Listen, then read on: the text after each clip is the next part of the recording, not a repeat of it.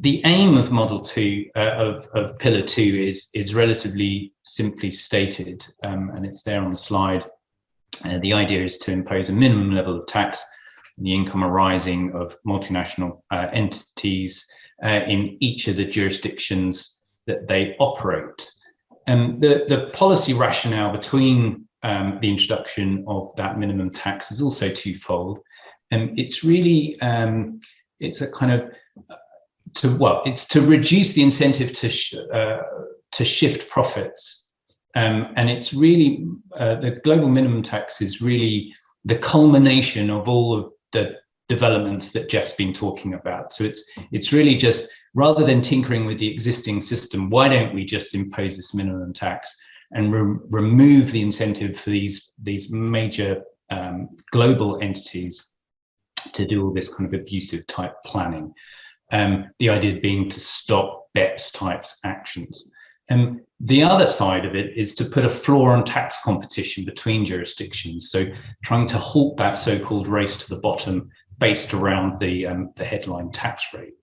And that kind of gives rise to my first major point is, my first major takeaway here is really, well, what replaces that competition? If it's not just about the rate, what happens next? Does it solve the problem, or does it push the problem elsewhere? So one of the reasons for doing this is to ensure that there's continued sustainability for corporation tax as a source of government revenues.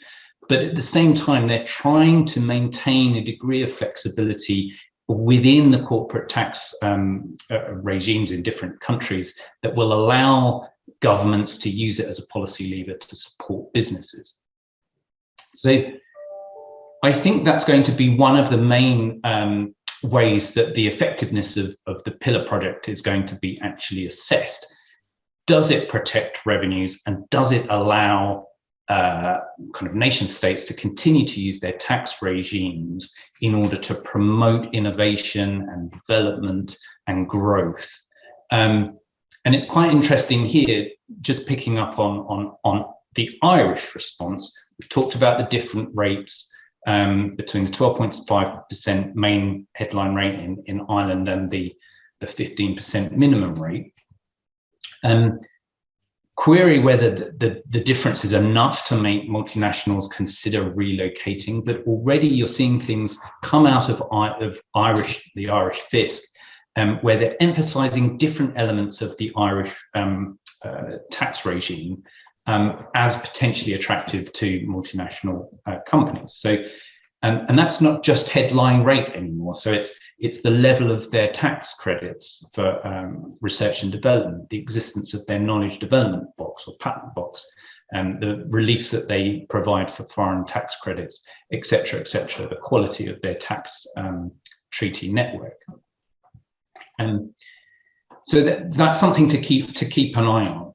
And Pillar 2 is a set of model rules. They've been published by the OECD, published just before Christmas last year.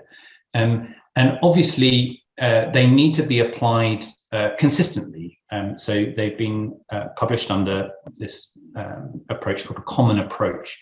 And that obviously makes a lot of sense, because inconsistencies in the way that they are implemented between different jurisdictions would create arbitrage opportunities and maybe undermine those main aims that were already set out. And also there needs to be a degree of risk or penalty implied if there is non-implementation or inconsistent approach. Those model rules comprise 10 chapters. They run to about 60 pages. About 17 of those pages are just definitions. And they break down into 3 broad categories: core rules, chapters 1 through 5, who's in it, who's caught, who's in scope, how the top-up tax, the minimum tax, is actually going to be charged, and also how the liability is going to be computed.